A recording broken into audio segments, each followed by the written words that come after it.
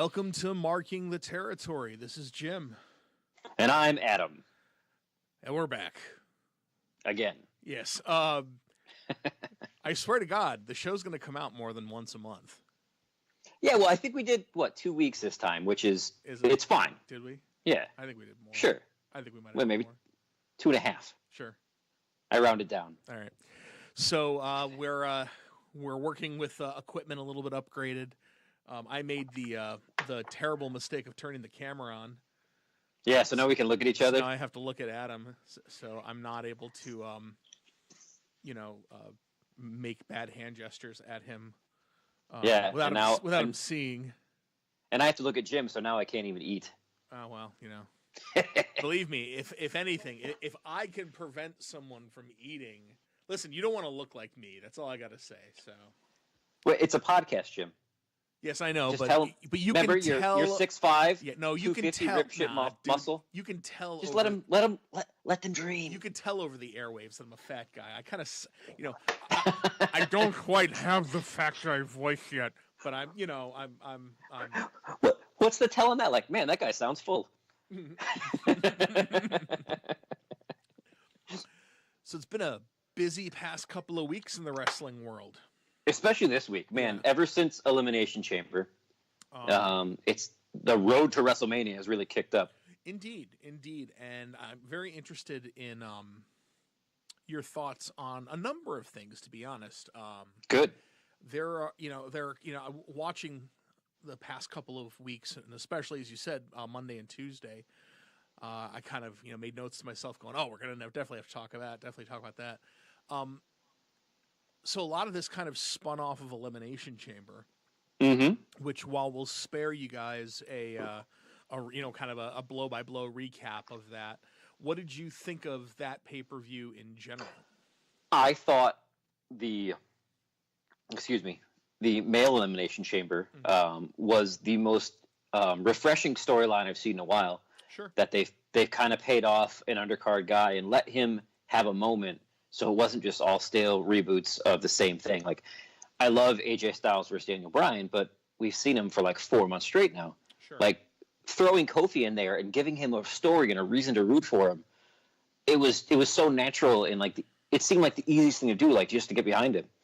It was wonderful, and I really think they played it out well, and I'm excited for that story going forward, which I think is the goal, is to pay you off in the moment at the pay-per-view, but also give you something to look forward to at your episodes coming up. Well, it's nice when they actually, want to work to engage your audience. It's a rarity.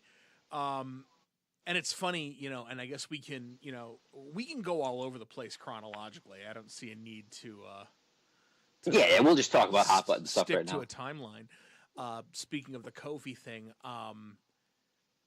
what happened on Monday night to him, with Tuesday night with Vince taking away his Fastlane shot. I think it's genius. It's beautiful, and whether that ends up a 3-way or whether that ends up that Kofi will get his shot back at WrestleMania, or however that works out, he's a sympathetic figure, and they're just making him more sympathetic. I think it's a big mistake to do another 3-way. Clearly, they're going to do a 3-way at WrestleMania with the women. They shouldn't. Yeah. They shouldn't. But at least they built it right, and of just announcing it. Like, just jumping to that. Right. They've built it up so like at least the crowd are semi-invested in it. And Charlotte's doing great work. Like she is, but she's really displaying just how creepy her bridge work looks. She looks like she has one giant tooth. Yeah, big white giant horse tooth. And I mean, I get it, dental bonding, but I mean, it's really bugging me. It's bugging the shit. Her giant horse tooth is bugging me. Just focus on her boob job then. Come on. It's yeah. And you know what? I don't want to. Which again, I don't want to get all Dave Meltzer about it, because Meltzer. You ever notice that? Like, that's the one thing that pisses me off about Meltzer, is that he always makes these, especially towards the women, these like physical these physical cracks about this one has a boob job or that one looks like a little boy or this one that's like, Dave, fucking like wrestling. What the hell's the matter with you? Like, you've been doing this like for 1,000 years. Right, you could complain about the boob job thing when it seemed like it was a prerequisite, you know, at the turn of the century. Right. But it would seem, because of the other wrestlers in the division, that Charlotte did this more on her own accord. And if she feels better with this, good for her. You know, good for her. You know, I get it. You know, that's what, you know, but I don't know. She's an incredible heel. She should be a heel forever. She's the best kind of heel. She can be. She's a credible heel. Where like she could be almost. She could wrestle anyone because she's at the very least a credible threat to anyone. Yeah. So she doesn't have to work solely as just an asshole. You know, like she's doing now. She's like, listen, I'm a fucking badass, and I'll put myself in whatever match I want to be in. Yeah, she doesn't need to be a chicken shit heel, although she can chicken shit heel sometimes. Yeah. But not do it, you know, in such a way where it's comical. It's more along the lines of, oh, well, you know, I don't want to fight you or that type of thing, or I don't have to fight you, when she's, you know, obviously being a chicken shit about it. You know, she's really, my only issue with her in general is that she still at times sounds pretty scripted at times. You know, all right. That for me, one of the best things about Becky Lynch is that everything she says, for the most part, sounds like it's extemporaneous. It's coming right out of her head, and she's delivering it with such speed and intensity, and such that it really doesn't sound like she's working off of a script. And they are. Don't kid yourself. They're not. None of these women are getting bullet points. No, I mean, some of them may have more freedom than others, right? But with Charlotte, if you think about it, like some of it could be on purpose, because she has announced herself as the company girl, if you will. So ultimately, they know what they're building. They're building a Stone Cold versus, you know, the corporation, if you will. Oh yeah, that's exactly where that's going. Mm-hmm. And I'd be stunned if we didn't see, you know, stunned. Yeah, right. Charlotte as, you know, either your Rock or your Triple H, whoever was a corporation's title holder, with Stephanie as your Vince, and then let Becky be your female Stone Cold of some sort. Like, I'd be stunned, Stone Cold stunned, if we didn't see that develop after WrestleMania, because Ronda's obviously bouncing, which is fine. She did her run. She was, I think, more than capable and overachieved for a rookie. So here's the thing with WrestleMania, and if it's going to be a triple threat,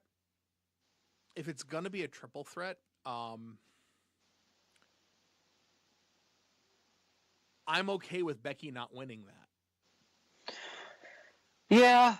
Whereas if it was a one-on-one, you know, that might be why they're doing it too. Because think about this: it's triple threat. It's Ronda's swan song. Becky can show dominance over everybody, but the numbers will be the issue. And so when Charlotte walks out as the champion, they can still continue that story and keep Becky chasing, is where she needs to be. She needs to be chasing. Sure. Well, that's any good baby face, you know. That's a classic. Here's the question though. You've got this triple threat. Do they protect Becky in the triple threat and have her not take the pin? Is it important for Ronda to take that pin? Or do they protect Ronda? You know, Ronda lost the match, but she never really lost because she's going to bounce, but she may very well come back. I don't know if she's gone for good. I don't think they need to protect Ronda because she's credible on herself as a fighter in ring. Sure.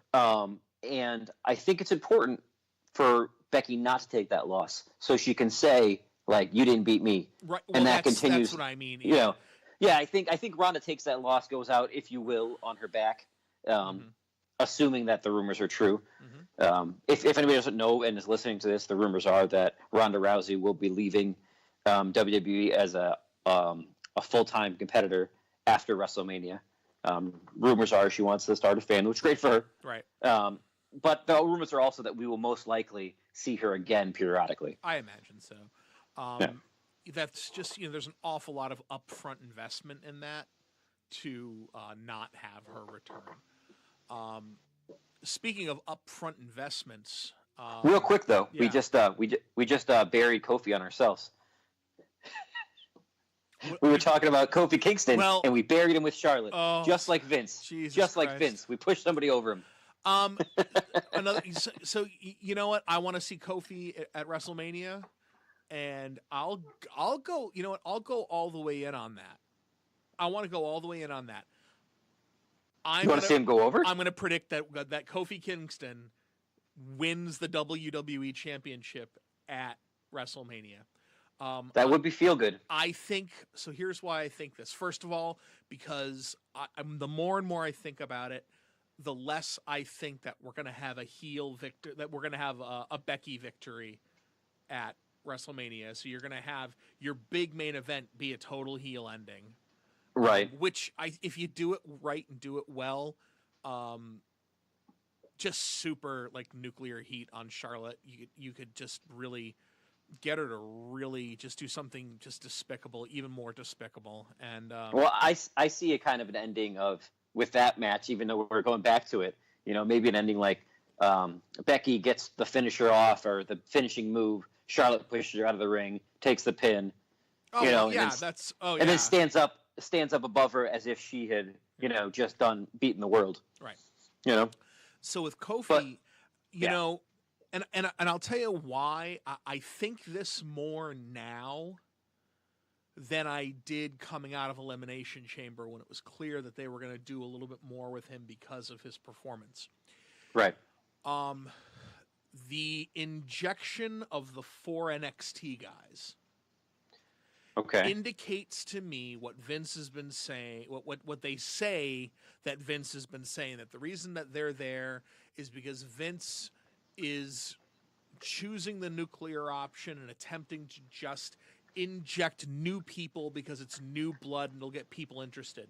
Now, Kofi is not new blood by any stretch of the imagination, but Kofi Kingston as world champion is something we've never seen before.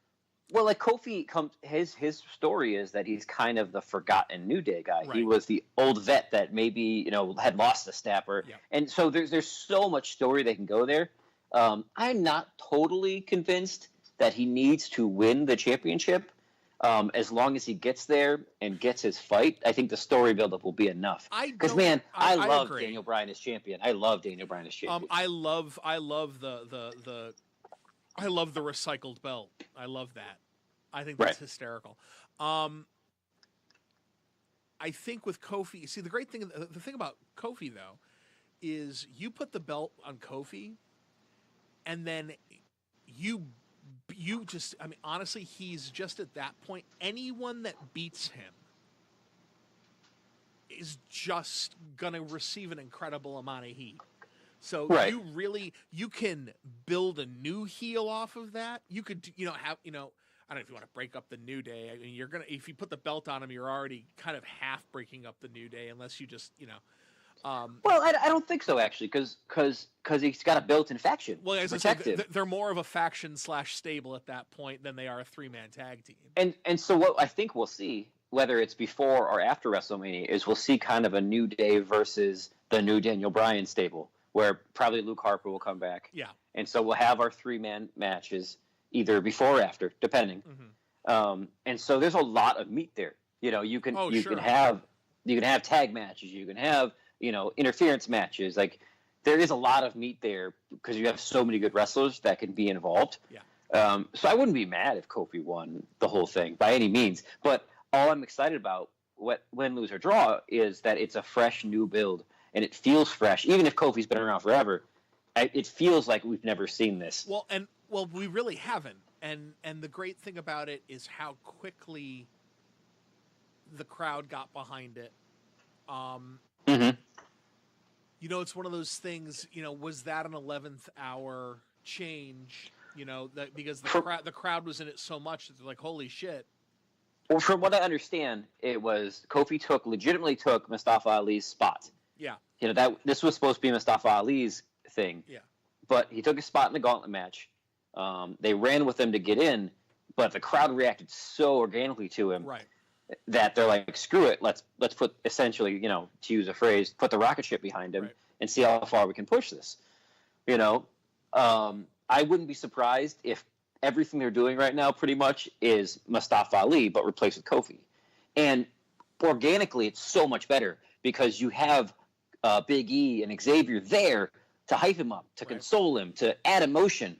And so it's never just one guy. We have an underdog babyface faction for like the first time ever. Yeah.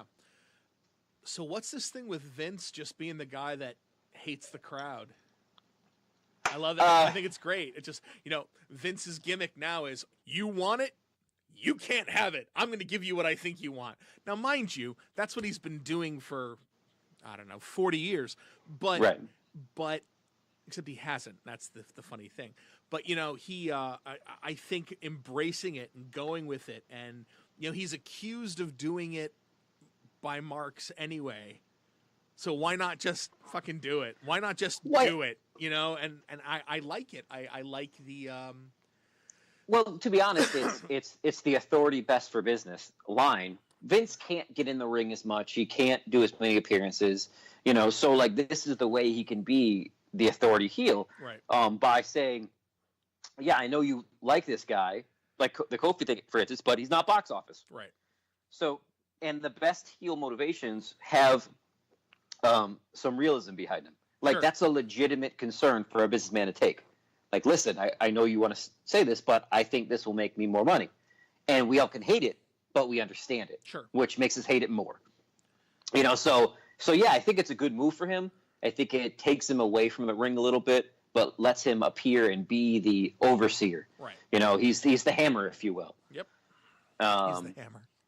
Yeah. And here's the thing is that, like, it was a great way to reintroduce Kevin Owens. Mm-hmm. It balanced Kevin Owens' like natural return pop to make him still be a heel. And there was a real danger to that. I think there was a real danger to him coming back, because honestly, he's completely ineffective as any kind of babyface. For too long, he could do it for a little bit. So I think there was definitely a danger of how do you get him in as a heel, and I think it was a perfect spot to do it. Yeah, I think because people were still excited for him, and he still played like respectful right now, but it automatically, because it made Kofi more sympathetic, it automatically made Kevin Owens more heelish. Yes. But with that, I'm excited. I don't know. The rest of the Elimination Chamber was kind of whatever, but it's a 2-match pay-per-view anyway. I didn't really like the tag team Elimination Chamber. It was all right. I thought the women's Elimination Chamber, I thought it was okay. I thought it was way too long. I mean, I don't know. I also, and this is me. I'm not a Bayley fan. I'm not a not NXT Bayley fan. Since she's got called up, she's boring, and Sasha Banks as a face is boring, and that team is boring. Well, it's the thing is that neither of them can fully buy into the other's character. Like, so Sasha can never be as much of a babyface as Bayley is, and vice versa is true. Like, Bayley as a heel I don't think ever works. No. Like, they would have to completely recreate her, and even then it may not work. But I think it wasn't a bad choice to start the belts on that, but it all depends on what they do with it. Like, they need to build it and let it be a real thing and let it breathe and be patient with it. Yeah. So I was happy it happened. The match wasn't horrible, but it was definitely overshadowed by the SmackDown WWE Championship match. And that's my thoughts on Elimination Chamber in a nutshell. Yeah. Last week, I got super pissed. Speaking of SmackDown, and speaking of SmackDown and something that no one is even remotely coming close to paying attention to.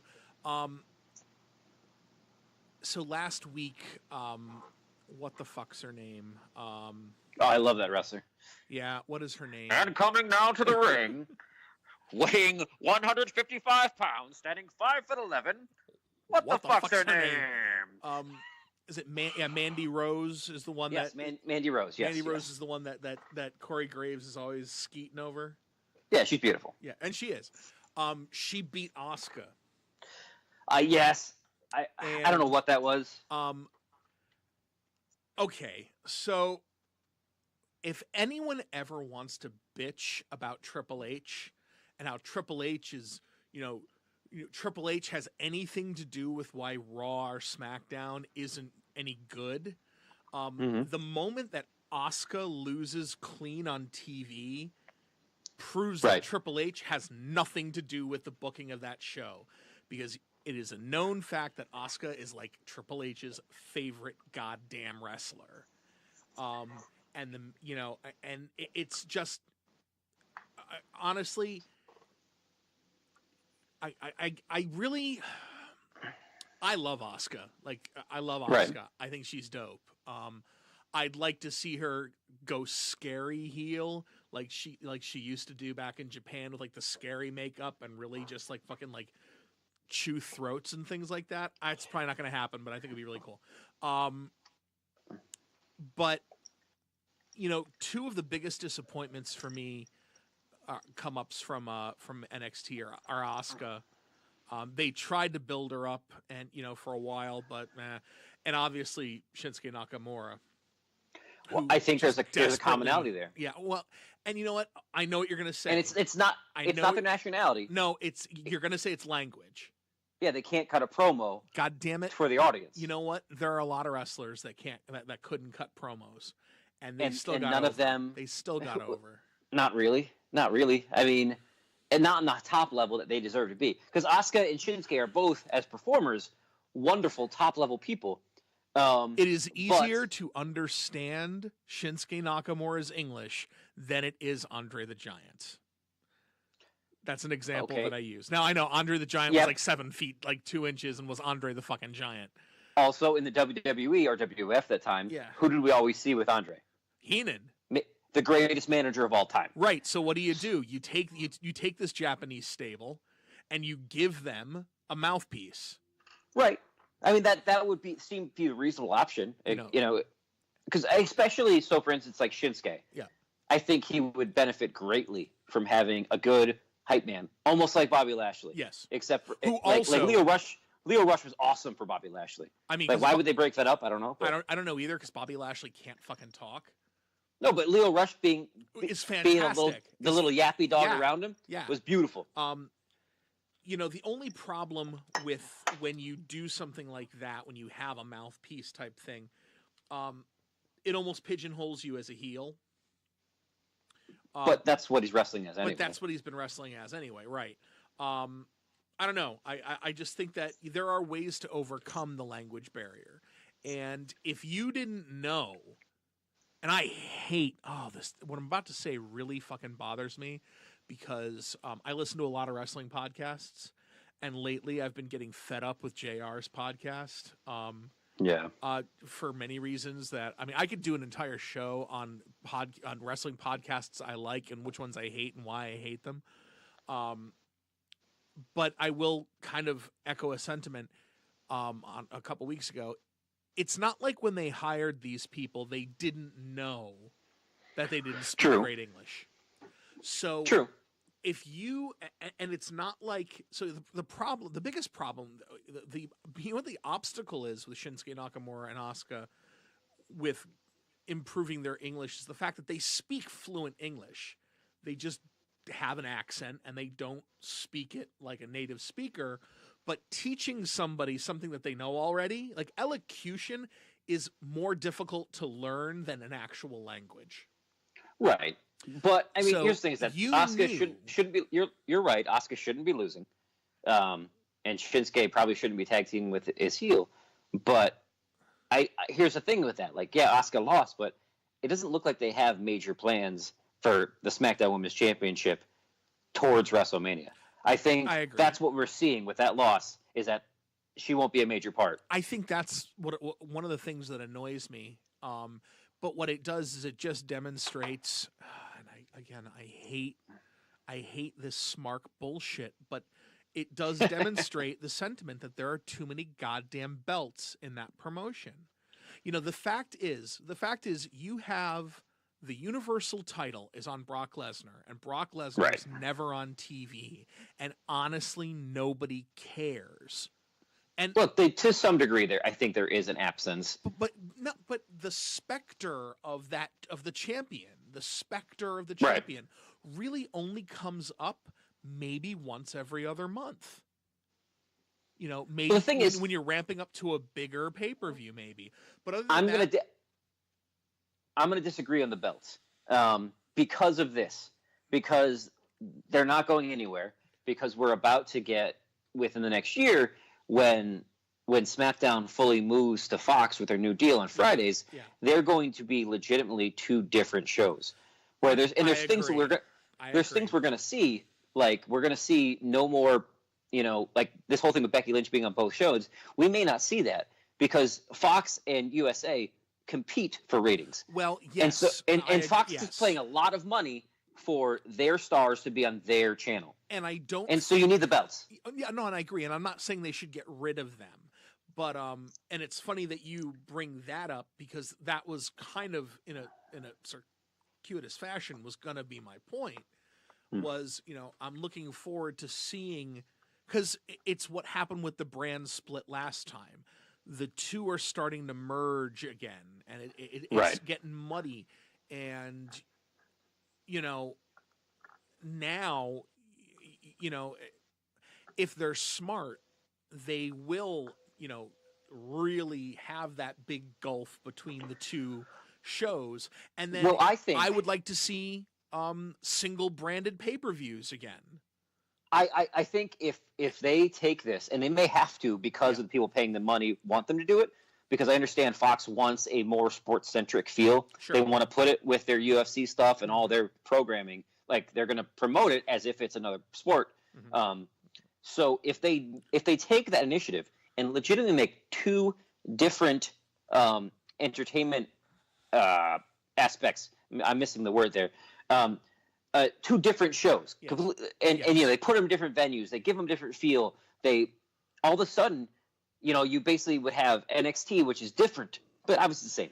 It's different. You have SmackDown, which is different, and you have Raw, which is different. It'll give us an opportunity to go to literally. Well, okay, I want generic kind of just fun entertainment wrestling. I'm gonna go to Raw. I want deep storylines with good wrestling. I'm gonna go to SmackDown. I want pure, you know, independent style wrestling. I'm going to go to NXT. And it would give them basically the whole gambit. Like, and they talk about competing with AEW, or at least not letting them take their thunder.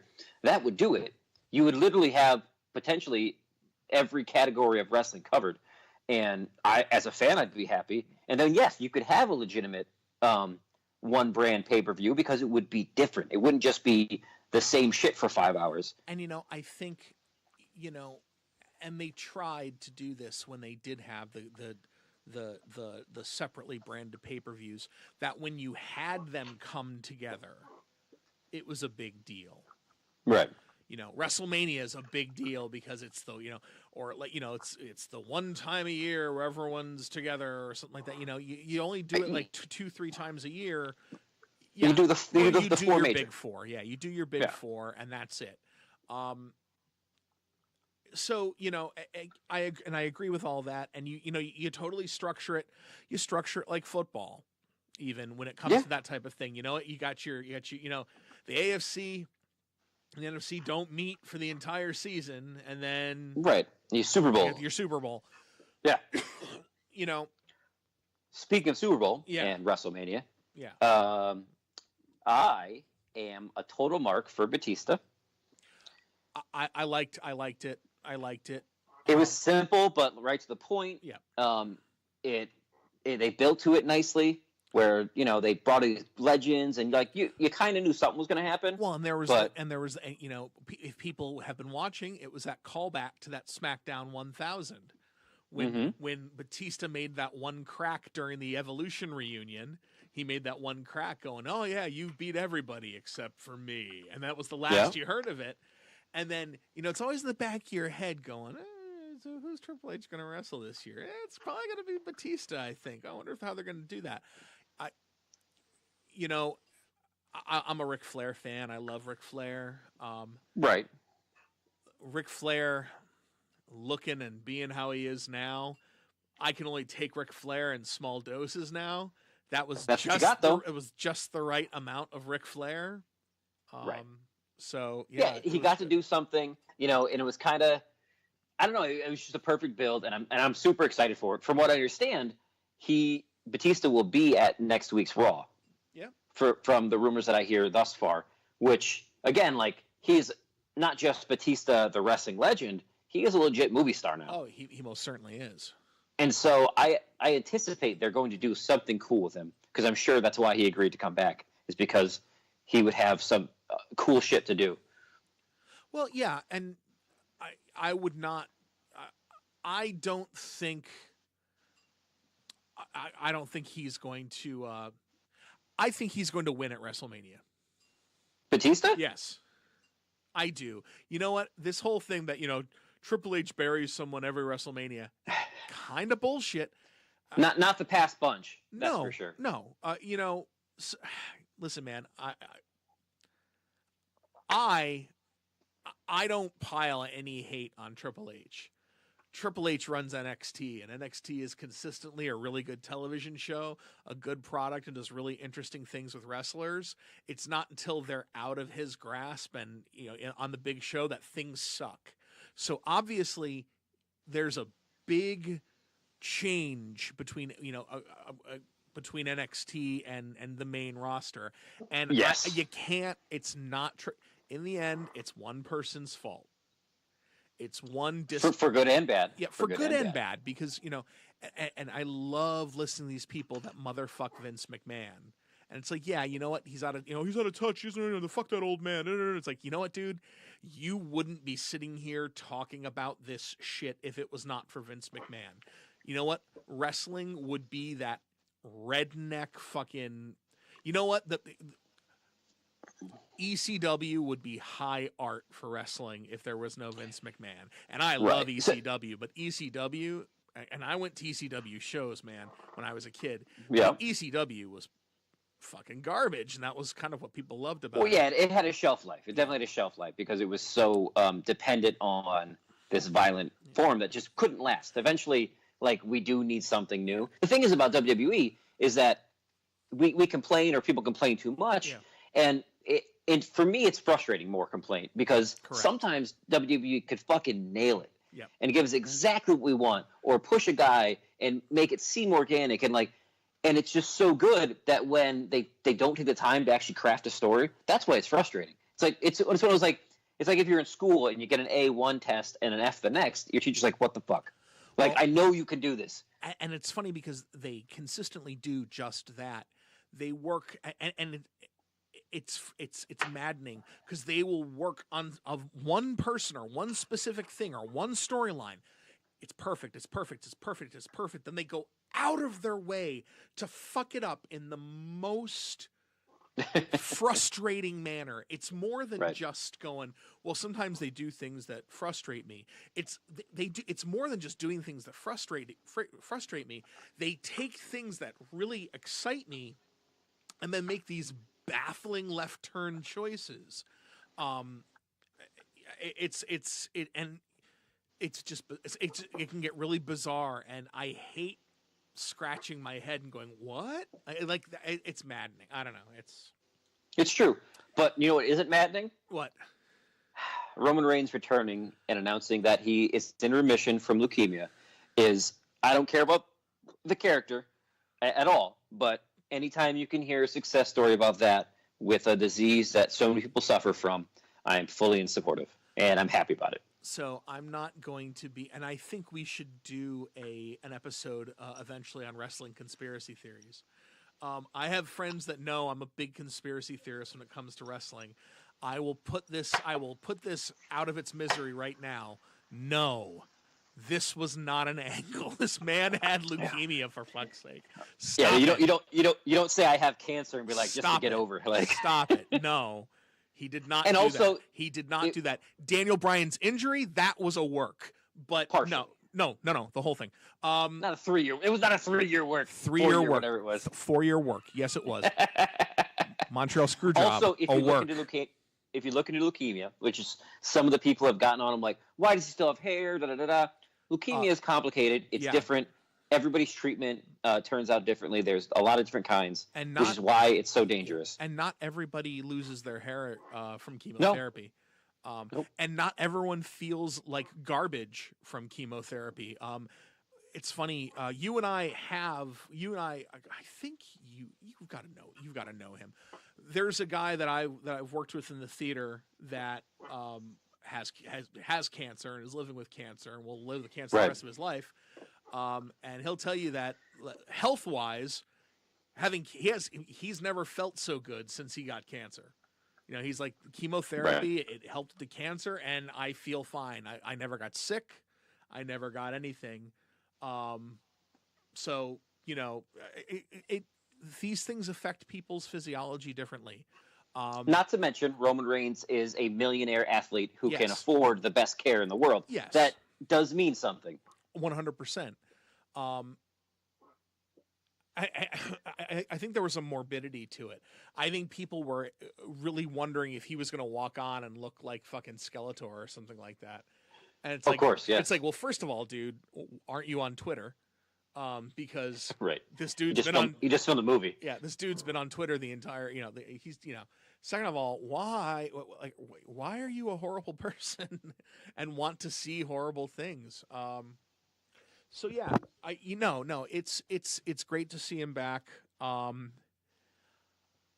think we're not gonna see him for a while. Not at full time. I think we'll see him at spots like he did last night, where he did a spear, he did a punch. Yeah, I think what you do now, if you're smart, what you do now, how you book him now, is you take him away for a while. Really take him away for a while, and get people to almost forget about him. Right. And then there's a big return, or big something, and you have it be an unexpected thing.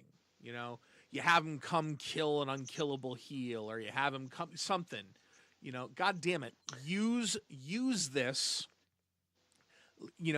Everyone's like, oh well, he's survived cancer, he's over for life. Yes, he's over for life, but there's no reason why you can't take that and amplify it a million times. And all it is absence making the heart grow fonder. I like to say that they would take their time with that, but it's WrestleMania season, and we're going to see him in a match. Probably, I'm guessing Dean Ambrose. No, it's going to be Baron Corbin. It's going to be Baron Corbin. I hope not, man. No, that's what it's going to be. I'm telling you right now, they're going to put him against Baron Corbin. And you want to know who wants to see that? Absolutely no one. No, but it might just be he comes out, it's a real quick fucking match just so they can get the return pop at WrestleMania. But that's neither here nor there. I think again, the most important thing is he's back. Yeah. What they're going to do with him, I think, is almost inconsequential. You try saying that. At the moment. Inconsequential. Yeah, good job. At the moment, I think what's more important is that Matt Hardy's back and he looks awesome. So I have a theory on that, on what that's going to be. Yeah, they looked good. They looked good the other night. It was nice to see him wrestling. Yeah, because there were rumors that he was done. Well, no, rumors, nothing. I mean, he effectively said that he was tired. He might be, yeah. He was tired. He was beaten up. He didn't have spinal compression. Yep. He didn't see a need to come back. He didn't see a reason to come back. I think that somehow this is an ass backwards way that they're going to bring back Bray Wyatt. Maybe Bray has said recently that he's definitely coming back soon. Yeah. He's healthy. So he's just waiting for the right storyline. And it would make some sort of sense to have kind of a Hardy Boys versus the Leaders of World sort of thing. there is at least some continuity there, so I'd be cool with it. I mean, and maybe that's where Harper comes back, so they can have a tag. So while I was glad to see the Hardy Boys back, the other night, it was kind of out of left field and apropos of absolutely nothing. Especially since last time we saw Matt, he was obviously, woken, which honestly has never worked for me. The old TNA vignettes that those things that he wrote were funny as shit. Like those were funny, but I don't know. It just doesn't work in HD. I don't know. Well, here's the thing also too is that I think that, and we could see this, that they may be resetting this because he was a character of his own character. He was woken instead of broken. So, it was a step away from even being what was advertised. So we may see him be broken with his brother. And that'd be fine. I don't think they're. It'd be fine. I don't think they're going to invest that much time into him. No, you don't think they're? No. I don't know. I could see a WrestleMania. That'd be a WrestleMania match. The Broken Brothers at the Hardy compound versus Bray Wyatt and Luke Harper. Oh yeah. Oh yeah, because that's 25 minutes of my life I'll never get back. But they could tape it off and they could time it, which would be important for WrestleMania. They would know this is going to last 15 minutes to make it or whatever it's going to be. An edited segment, so you have a definite, clear. This is a 23-minute spot. It cannot go under or over because we right. We taped it. Or if depending on where you put it in the show. These guys in the truck are fucking geniuses. It's like, oh shit, we're 4 minutes over. All right, take that Hardy tape, go into it right now. Cut 4 minutes off. I don't care where you get it from. Cut 4 minutes off and throw it on. There you go. There you could do stuff like that as well. Think about production. If they did that, it would be, and I hate to say it, but if people wanted to, it'd be a better bathroom break where you're not. You're absolutely right. You're not taking away from a live performance that is affected by people leaving or not paying attention. Well, I'll tell you one thing. Just a thought. Yeah, one thing that WrestleMania needs to shorten it up is to get rid of all the musical shit. What the intro stuff? All of it.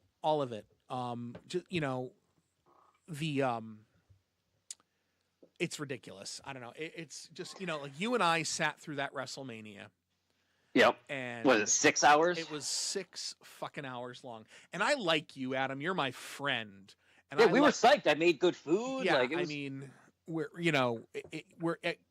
but for fuck's sake. Yeah.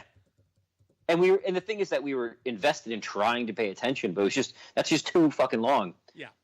And we talked about this last podcast, how I kind of hope things like that go to 2 days. Because see, here's my issue with that. And I agree but disagree. Your problem with doing WrestleMania over 2 days is one thing with them is expense. It is very, very expensive. You and I have the WWE Network. We pay our $10 a month. Plus tax. If I'm buying this on pay-per-view and I'm paying $75 for this, right? The minute I pay $75 for 2 nights of TV, WWE is losing money on those pay-per-view buys. But we talked about this earlier. If we're going to have a more dramatic split, if we're going to have more of a split, you can do a weekend and have everything build to WrestleMania and have SmackDown on Saturday and Raw on Sunday. And hell, you could get funky with it. You could say, it's $40 for SmackDown, it's $40 for Raw. If you want to save $5, it's $75 for the weekend package. I'm going to tell you right now, it's never going to happen. It is not going to happen. It is not in their cost model. It's not going to happen. I don't know. It isn't. And I honestly don't. And I don't see any benefit. Yes, I do see cutting down a 6-hour WrestleMania. I do see benefit in that. I think that there's so much filler that you can get rid of. One of the things, and you and I both love wrestler entrances. Mm-hmm. And you know what? I mean, they're a vital part of the performance. Yes. Some of the entrances are too goddamn long.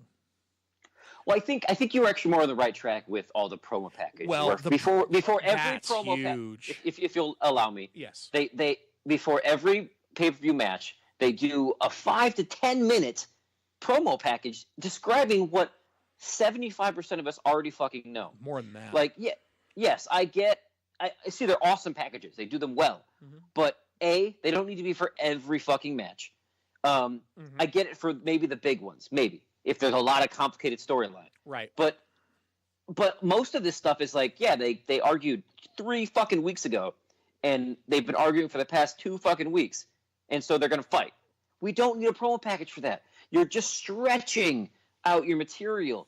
Yeah. And it's ludicrous. Where like I watch a lot of the pay-per-views on a slight tape delay, just so I can fast forward through that shit. Yeah, absolutely. Like I'll go radio silent for like an hour of the pay-per-view on purpose and start it so I can just fast forward through the goddamn promos. It's silly. Yeah. No, I agree 100%. But I've also said that with a lot of not just pay-per-views, but a lot of shit that Raw does as well. But no, with WrestleMania, I mean, I can't agree enough. It's, you know, you cut down those promos. I mean, one thing you don't want to do is you don't want to speed through matches. Although there's something to be said for a good squash sometimes. I think it's something they use to build a couple guys in the recent years. Like Braun Strowman would be the best example, but I think they don't use it enough. Because it's just a way to keep fresh talent on the screen, whether it's local guy, whether it's guys they're releasing. Like, dude, think about all these dudes they just released that we haven't seen in months that could have at least been squashed. Yep, sure. You know, and then at least it's a new person on the TV. Like, we've seen Baron Corbin and Braun Strowman and all these dudes in the same ring for fucking, it seems like the entire year. Like, mix it up a little bit. If he's just going to squash him anyway, mix it up. Like, make him beat up Zack Ryder. Make him beat up whoever. Pick a guy. No Way Jose or whatever. So speaking of releases, I'm not going to really touch. I'm not going to touch on too many of them. I mean, none of them are really that surprising. There was one really surprising firing, though. Arn Anderson got fired. Yeah, from what I understand, that was a personal thing against Vince. Like, he was confronting Vince too much backstage, and Vince just finally got mad and was like, listen, man, you got to go. Because after 19 years, that's a long time. And strangely enough, fucking Arn's gone, and then a couple days later in a different job, but, hell froze over, and Bruce Prichard got hired back onto the team. Right. So, I mean, like, that's, who the hell saw that coming? Everyone. With, by the way, Abyss and Sanjay Dutt, and obviously we all know about Double J. Yeah, but I think so. You know what? And we only have a few minutes left. We're closely approaching 50 minutes. 50 minutes. Yeah, 10 minutes to go in the period. What do you say? What do you think? I don't know. What does this mean? These people coming in. What do you think they're trying to? What do you think they're trying to do? Like, what do you think the purpose of this is? Is it because it's you bringing back Bruce Prichard? I'll be honest. Bringing up Bruce Prichard, and putting him on the creative team. That's not new. Right, but Abyss and Sanjay are. Hold on. Okay. Bruce Prichard has often, been characterized accurately as kind of a Vince yes man. I'm just curious what with him coming back means. I don't know if it's has his purgatory and podcast land been enough to give him a different a viewpoint on wrestling. Maybe it has. I think Abyss is I think Abyss is a testament to loyalty. Right. But I think more importantly, I think they're just fresh faces in the writing squad. Like, I don't think it's any of them are like, as writers, like huge. Yeah. I think a lot of it still all goes through Vince. So it's not like you're going to see a point where it's like, oh my God, it's like a whole new show. I do think that there was, I do think that Monday more than Tuesday, Monday had a little bit different of a feel. Yeah, but I think that has to do with have a lot of new faces. Yep. Introduced. Yep. Like, this Monday, literally like half the roster we saw were relatively new to Monday Night Raw or hadn't been there in a while. Think about the stars. We saw Ricochet and Aleister Black. That's a whole segment that's almost new. Quick question. Roman coming back. Batista coming back. Those are new faces. Quick question. Yeah. When is the main roster special effects people going to get Aleister Black's entrance correct? Never. They'll probably stop doing it. That's ridiculous. It's the easiest goddamn thing on the face of the earth. All you need is the smoke. Just make the smoke right.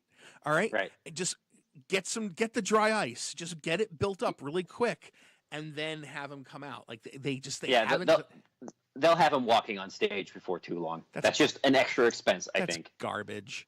Here's a question. Garbage. Yeah. Just about the writers. Do we ever see Abyss wrestle in a WWE ring? What would be the benefit of having Abyss be on he's a WWE? Big guy with wrestling history. Yeah, I guess. I don't know. And you know what? I don't know. While WWE has, obviously acknowledged the existence of TNA, there hasn't been, not a lot of compelling stuff has come out of TNA. You're not wrong. But I have a selfish reason. Yeah. And telling you this feels a little bit like deja vu. But a few years ago, you're such a dick. I got the opportunity to kind of work with Abyss at an independent show. Yeah.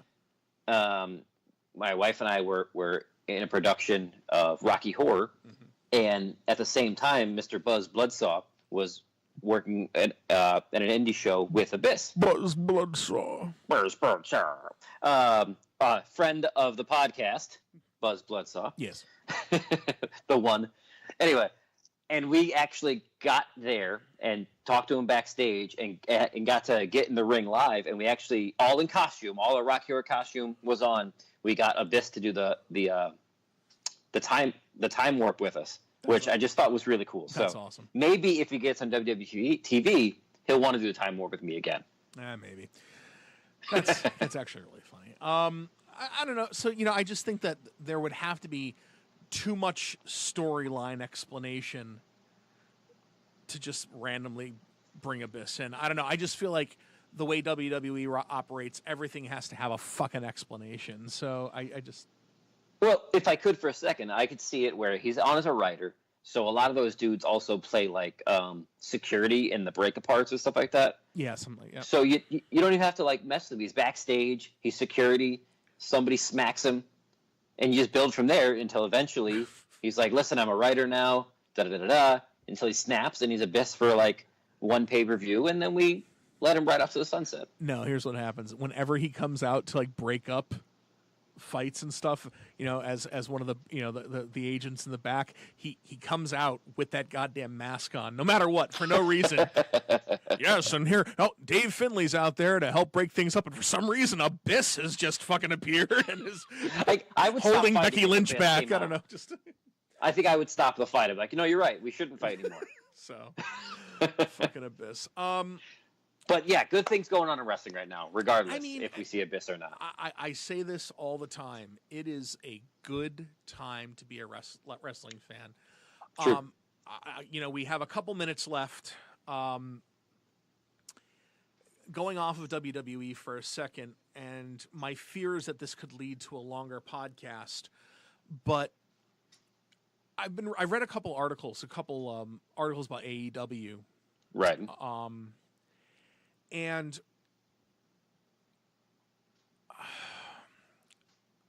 so I want AEW to be awesome. True. Agreed, rather.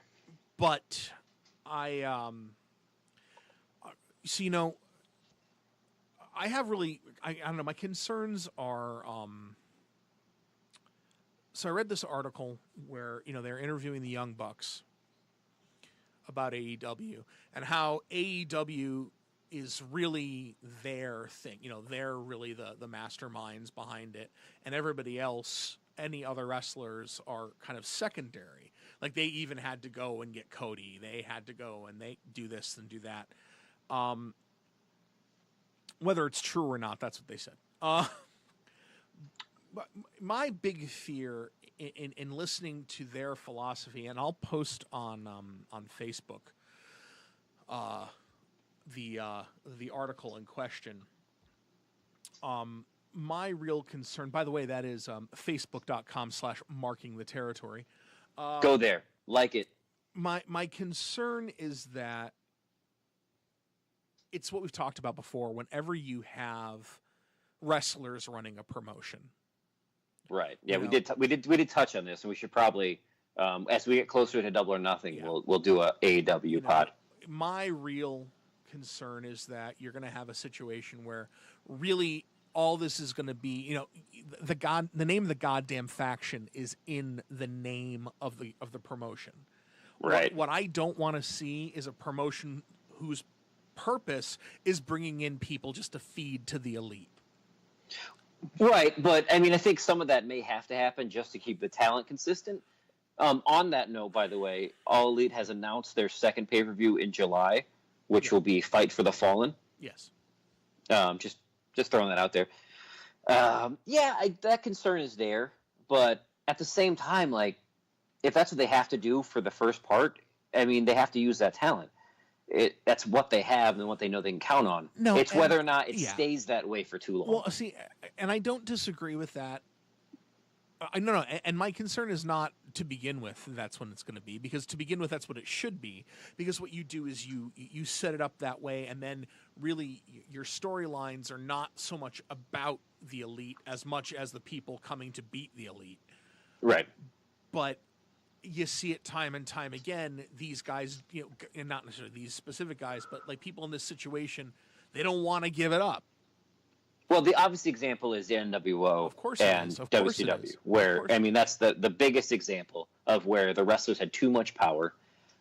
But I think it's a little different because we're talking about guys that had to be on the indies for a long time and have had to put people over and had to do different things.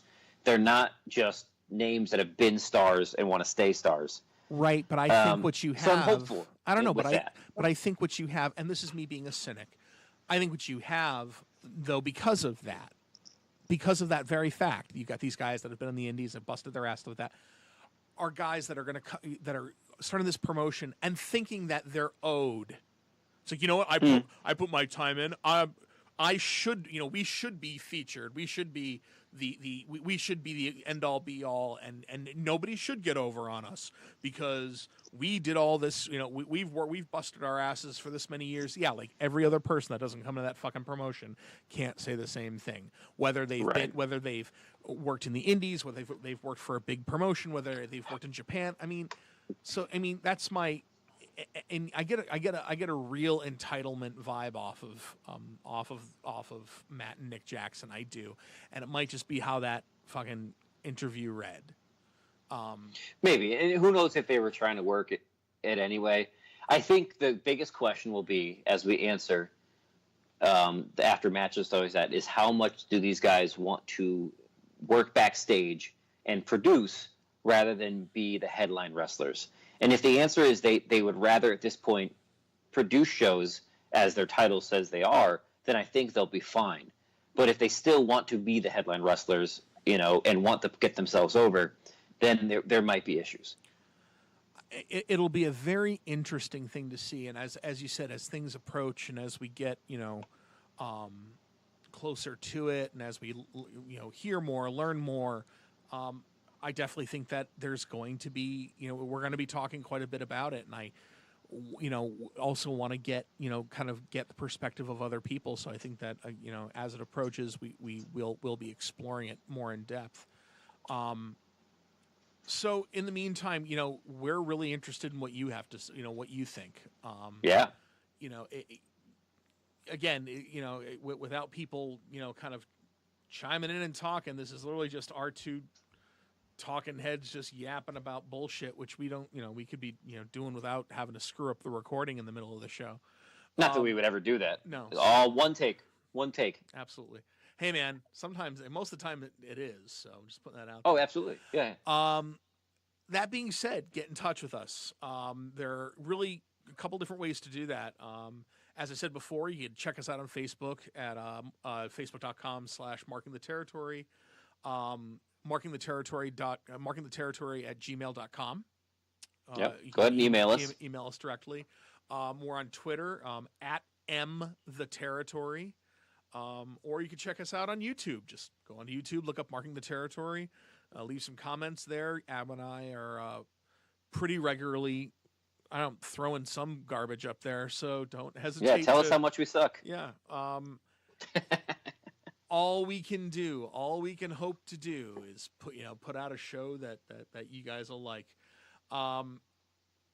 So yeah, I think that's probably a pretty good place to hang it up for Marking the Territory. This is Jim. This is Adam. Mark out, kids. See you guys soon.